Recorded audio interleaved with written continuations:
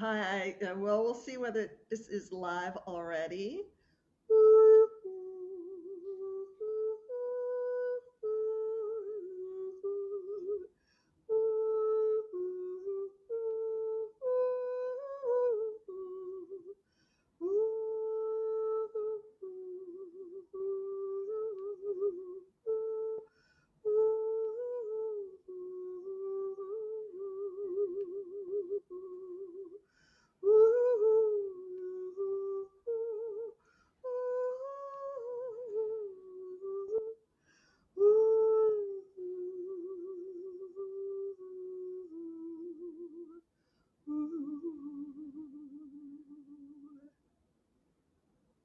Hello, all. This is Eliana Gilad of Voices of Eden.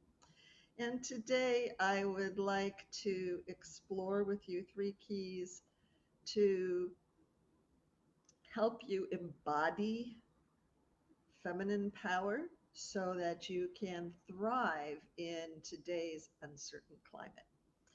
I want to thank Lauren Rose Wixor, who asked for this subject.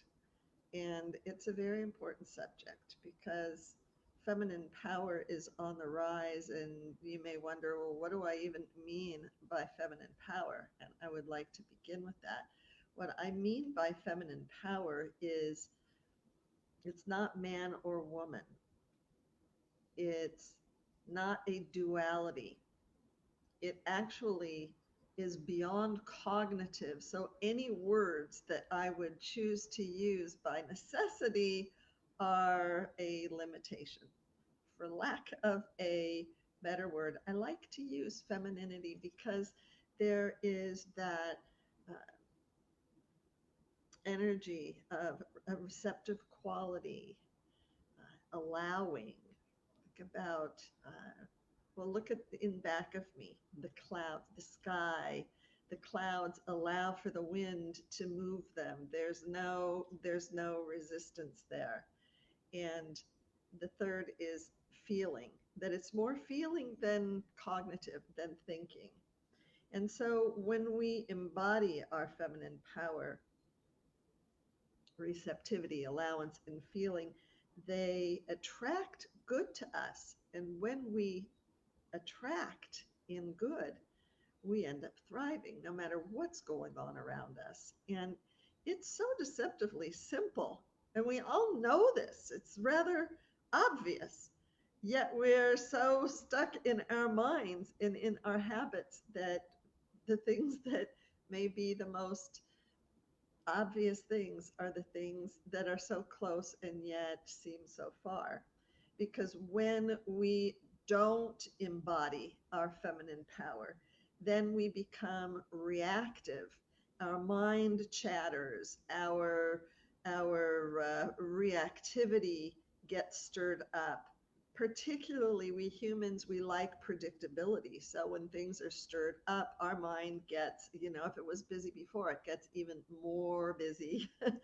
And then we react and we can make decisions and take actions and do things that for the moment may seem like they make sense, but they don't serve us in the end. Today, during these uncertain times, it is not the time to be acting out of reaction. Though, because of these uncertain times and because all of the systems are breaking down, you may feel yourself more reactive than ever. And that can trigger a number of responses. And the first thing that I want to share with you that can quell your anxiety and fear is not to worry, even not to worry about the worry. It makes sense that you would be stirred up. It's true that the systems are breaking down. Our mind will try and hold on and go do. A few examples of that may be if you are working at home, you may find yourself having a difficult time structuring your time or overworking, working even more because people may be calling meetings at any time because we're all in this unknown situation. It's unprecedented. It has never happened before. And you being the conscious, productive professional that you are, you want to respond. Yet there are other things that are going on, your own personal needs, your own feelings that are going on, your own what's in your home environment. It's all of this unknown at the same time. So there is reaction on many, many different levels. So what happens out of that is when you react, then you may be receiving responses from others or even from within yourself of, oh my God, I'm like, too emotional, or you feel ashamed or you feel embarrassed. And then that may trigger you to go into perfectionism mode and to do more. The response to that is, or the reaction, what happens out of that is, while for the moment it seems like a palliative that you get something done, but are you finding that when you do that, you end up more exhausted? I'm curious, which one of these do you most relate to? Of doing too much? How are you reacting to the uncertainty? You can place that in the comments below. And I'd like to carry on and share with you about the 3 keys now that actually can help you to embody feminine power, which are these 3 keys of receptivity and allowance and feeling. The first thing I want to say is that those traits, they can be a double-edged sword, yet the embodying your feminine power is the key that turns what could be an explosive or reactive or negative or repelling situation into a constructive and uh, attractive. So let's talk about receptivity first. So receptivity. So, we already said there's a lot of unknown going on, and um, receptivity, when we are truly embodying our feminine power, it allows us to receive gifts out of the clear blue sky. Look at the sky above me. It seems like out of the clear blue sky, but in actuality, when you are connected to your feminine power is womb space, right? It's the source of all creation. And when you go beyond the cognitive, which is what I would refer to as masculine, again, not man or woman, but masculine is cognitive, the doing part, the thinking part, the reactive part, the active, what we're all used to doing in our workaday world, in our busyness. I would call that masculine traits. And when we stop and instead allow ourselves to be receptive to what is in the moment, whatever that is, then it contains a gift, because you get to receive something new, and it may be something that you've never experienced before. But here's the caveat there. You've got to be willing to stop long enough. Like, what they say, there's an old Zen saying, I believe, that, the teacher or the Buddha, the cup is so full that nothing more can come in. And in order for you to receive more, you've got to let the cup be, the contents to be spilled out. I have a very, very interesting story that I've experienced over the years, and of recent times during this pandemic. Really, really experienced it with clients on on this end and the other end. Yesterday, I met with a client who wrote afterwards. It was a really beautiful example of receptivity, because she said, I really am appreciating. It's not comfortable for me because I like to just go with the flow and do what, do what I like, which on one hand seems like it's feminine, right? Feminine power, go with the flow. Yet she's expanding to a whole new level. And it requires behaving or being receptive to learn something new. And she is being receptive to something new, and she is meeting up with a lot of discomfort. Then she wrote afterwards, and she's getting a lot of great response. She goes, what's really, really helping is that I'm so appreciative of my willingness to do things differently. And actually, in my receptivity, learning how to take action from my masculine side. Isn't that interesting? But it's through embodying the feminine of the receptivity that is being able to happen. It's a really, really beautiful example. What do you see? How could you be more receptive today? And how could that help you? Write in the comments below. I'm curious. Look on Facebook. I'm in the Zoom room right now. Hold on, I've got to look to see. This is very new for me to be on Facebook, and let's see if anyone's in here. Oh, this is new. I'm hoping that we're live on Facebook. Not, I will be posting this afterwards. Also into LinkedIn. So the second key that can help you embody your feminine power so that you can thrive in uncertainty is this allowance bit, which the story that I just told alludes to that a bit, because she was able to receive instruction, tools to do things differently that she didn't know, and to then take action in a different way at an appropriate time, not just rushing forward, but really sitting to allow for some clarity before actually taking the action. It's like embodying feminine power is allowing for the not knowing, which then it's so great because it gives you a lot of allowance for unpredictability. You know how there's that joke that, man makes man's plans and God laughs, the gods laugh.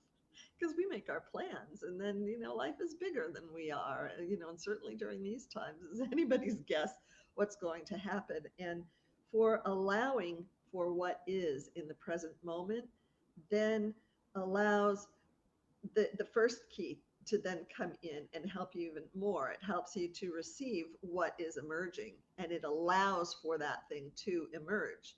And then that provides you with clarity. But you won't get it if you're not willing to allow for what wants to emerge. And when things go awry, and when more stuff gets stirred up, that's where it becomes really, really important. Which brings me, I want to go now to the third key, because all of these, they connect together. The third key is feeling, right? Embodying feminine power. Again, this is not man or woman. We're all feeling things. I've had I had a meeting with a mentor of mine the other day, and he says, so how are you? Like, he's the mentor in the old role. He's like the mentor I'm supposed to be receiving from him. I don't see it that way. I see a mentor as it's something outside of me reflecting in, and I trust my ability to sit with this stuff. My answers are inside. It's not outside. The outside is only a reflection of what's going on from within me. So this guy says, I go, how are you? He goes, honestly, I'm like, I don't feel really good. I don't have a lot of energy. I was so impressed. My esteem of that man went up well, like a lot, because he was willing to admit to his vulnerability, to his feelings, that he wasn't feeling that great. Did it stop him from showing up? No. Our session, oh my God, it was great. Now, there was all this flub ups, and it wasn't like not perfect by any stretch of the imagination. And his sound was often technologically, we went up, we got cut off a few times. I didn't care.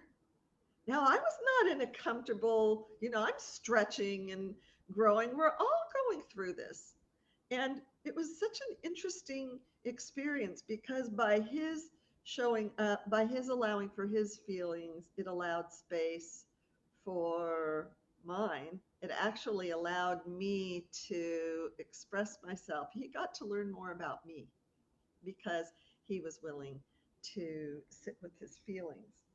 Um, on the other hand, when not allowing for the feelings, which is interesting because prior he said, well, it's being online, with this technology stuff too. He goes, it's not my favorite thing. And, when we're in his office, I'll meet with him in a physical office, outside of COVID. And that company, their organization there, it's very masculine driven with clear boundaries and rules and this and that. But it's so funny because now um, that office isn't there, and those rules by necessity have to change because they don't apply to this situation. And we had such a great session, and both of us at the end, he said at the end, oh my God, thank you. He thanked me for my receptivity of his expressing his vulnerability. Isn't that beautiful? Now, the opposite, um, when you're not willing to embrace those feelings. Now, look at that situation. That's a man. He's a very masculine man expressing feminine leadership and embodying feminine power so beautifully that I'm getting goosebumps, that makes him more of a man, very masculine. Again, it's not man woman. On the other hand, another situation that I've encountered over the years, and during this time of pandemic, it's rampant, where uh, I've experienced people, colleagues, and a few clients who are not able to accept their emotion, and then they act out, blaming, shaming, uh, making the outside wrong. And that's not right or wrong. Most of us, that's what we've learned. Because when, when we're going through change, and every time we go through change, it's like a birth, right? That's how I like it with feminine power and what is on the rise now. It's like the old structure is coming apart and we are expanding to something new. But in order for that new to be birthed, and we are all going there, it's such a beautiful thing.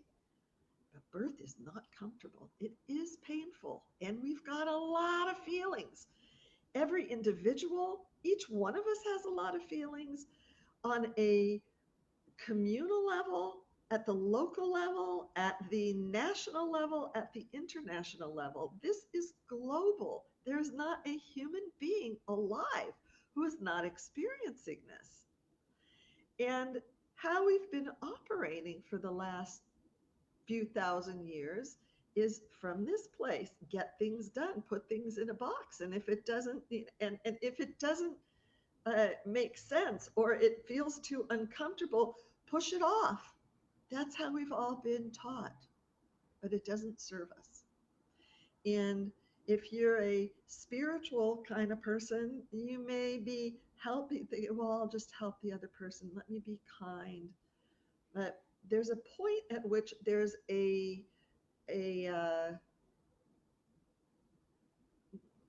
boundary where you're not serving another person. Like my mentor would not have served me the other day. I was in, I can't remember what it was because that whole thing, it just opened everything up and this whole new level came. It was so wonderful. But when I came in, I was feeling really, really uncomfortable. And because I was doing something new and my mind was trying to figure it out, but I know I can't. It's like something that I have to walk my own talk. I'm learning, I'm always teaching what I have to learn, just a few steps ahead. Even 30 years into this, that's how it is. And it's exciting.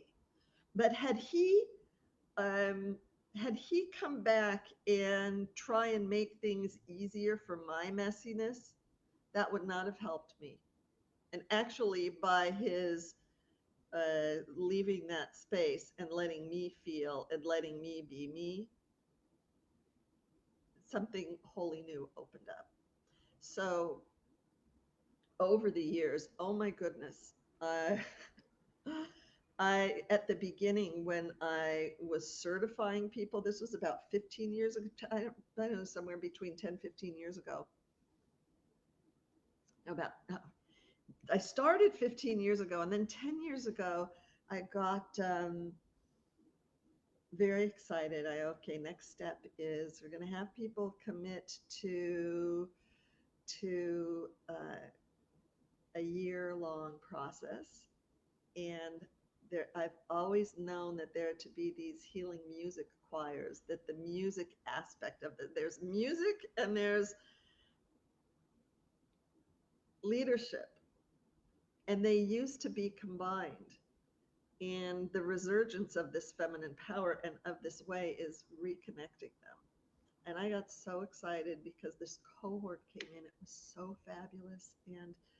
And I divided the year up into trimesters. And at the end of every trimester, we would have the healing music choir. Now I knew as it was heaven, it was such a great group. Maybe there were 15 group of 15. I remember that I set up the first concert. It was on Christmas Eve in Nazareth, like as in Jesus of. And this was such a great group, and we would meet in my center, so they were really comfortable with that level.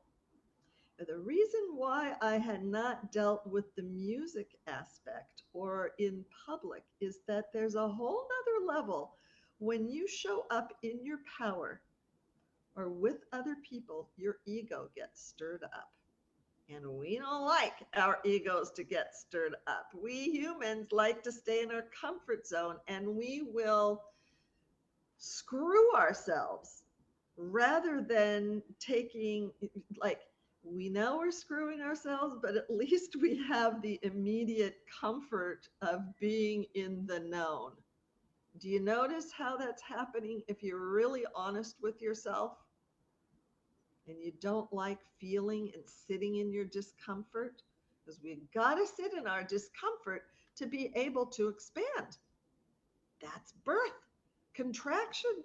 It's messy, it's bloody. And then the birth happened, nature takes over, and it's so joyous, it's so wonderful. And then you forget the contraction pains. But if you're not able to embody and sit with the discomfort and the uncomfortable feelings, you just, you're set to go down with the Titanic. That's where we are today. And what happened, I'll finish that story. What happened with that story is that, oh my God, it was so fantastic. And we get to the day and the inn in Nazareth. And I mean, it was sublime. It was just so sublime. And the voices were so beautiful, and the harpist came from the center of the country up to Galilee, and we had a rehearsal at the center. I wish we would have recorded that. It was sublime. And Nazareth from my home and center in Galilee is about a 20-minute drive without traffic, 25 minutes.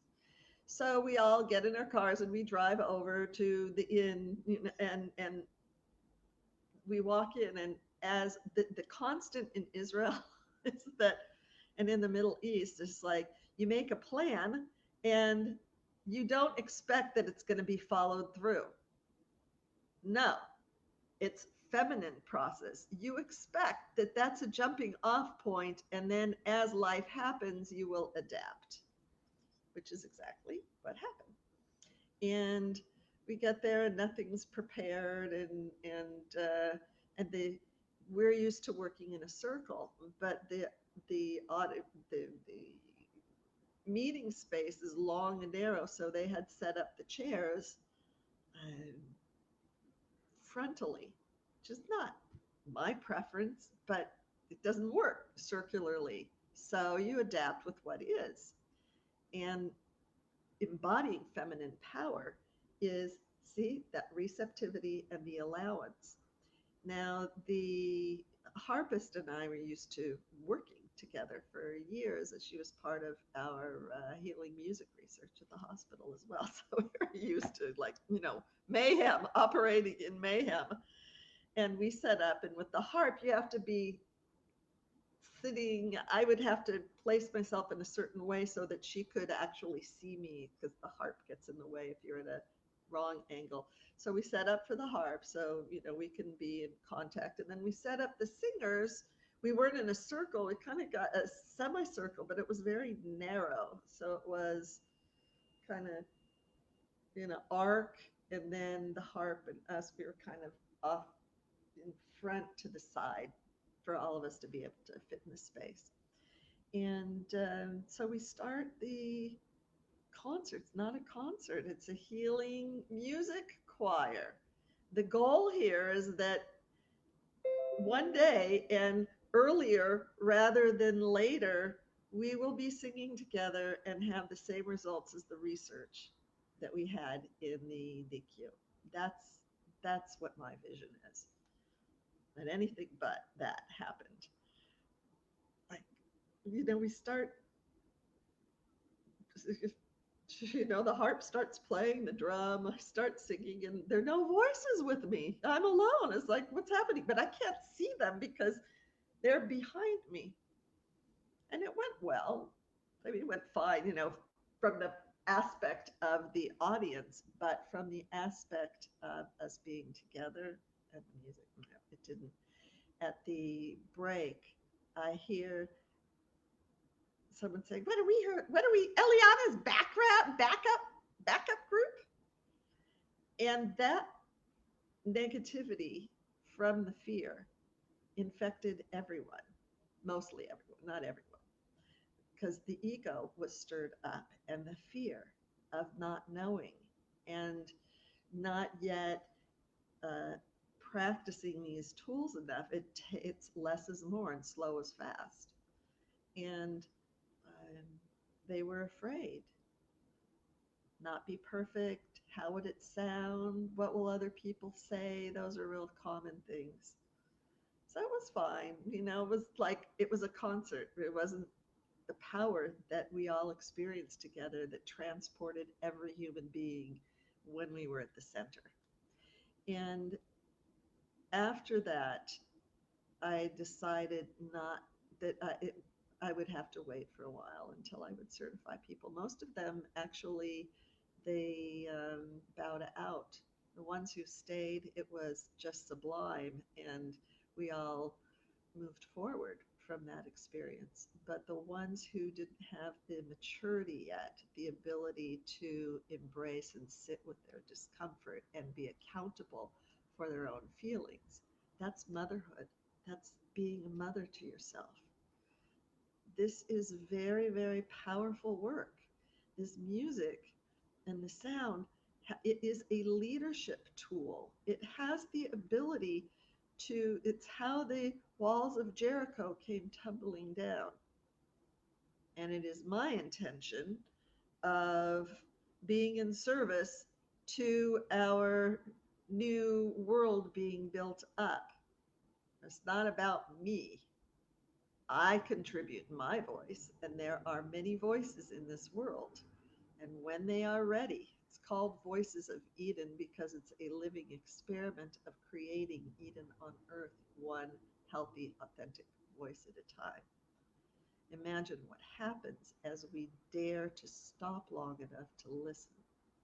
Number one, feminine power. 3 keys to thrive and embody your feminine power to thrive in this uncertain climate is number one, being receptive to your power and owning it, being receptive to what is. Number two is allowing for what is to occur. And three, embodying is accepting and embracing and allowing for your discomfort. It's okay. It is okay. Remember that the womb space, they're dark waters, and feminine power is that womb space, and there is room for it. That's what we are all learning. I believe that's why we're all sitting in quarantine right now. It is a way that the universe is giving us an opportunity to sit in that womb space, in the dark waters. And as we allow ourselves to be in that and we embrace and appreciate ourselves for the beautiful human beings that we are. You know, there's no other person like you. There's no other voice like yours, and we really do need to hear it, literally and figuratively. You do have a place,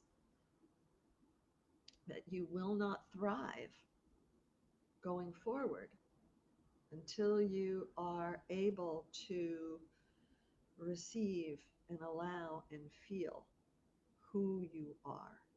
It's no longer about doing something or throwing money at something to get a result. Have you noticed that doesn't work? Today it's like, what are you going to spend money on? Even it's like, it's so interesting. All these things are going away, or you sign up for something thinking that's going to do it, but you fail to accept your part of the process. It's like nothing outside of you, or a drug, or a food, or a person. Pick your poison, and it's not all poison. They're all just fine. There's no right or wrong. The thing is, the answer's not outside. It's in you. And embracing your feminine power is embracing you, being you. Are you willing to? Are you ready to? What becomes possible for you when you do? Wonderful things. Wonderful things. It allows for, that blue sky, that expanse. And where we're going, none of us knows. That it's so good. That's what I'm choosing. That's what I'm inviting in. And I invite you to invite that as well. And if you're finding yourself really floundering, like wanting to connect, feeling isolated, and wanting to embody, but trying, like trying but no cigar, reach out to me and let's talk. And I would love to see how I can help you take your next step forward to just be with yourself, because you really deserve it. So I will end with an invitation to a very practical means by which you can embody your feminine power today, right here, right now. And that is commit to do something kind for yourself today. And doing, I don't mean that it has to be anything that involves anybody else but yourself. Really. If somebody will actually do that here, then boy, I've given big time. It was totally worth it to show up. And if you have any questions or comments, I will really be happy to respond to them. I'm going to go pop into the Healing Sounds of Feminine Leadership group. If you are not a member, please come by. There's no cost, and There's a lot of activity going on there, and every week I give a training on how you can employ and embrace your voice to empower yourself and really come out of these times better, more confident, clearer, and ready to make your contribution to the world. So, wishing you a wonderful rest of your day. Bye. Look forward to hearing from you.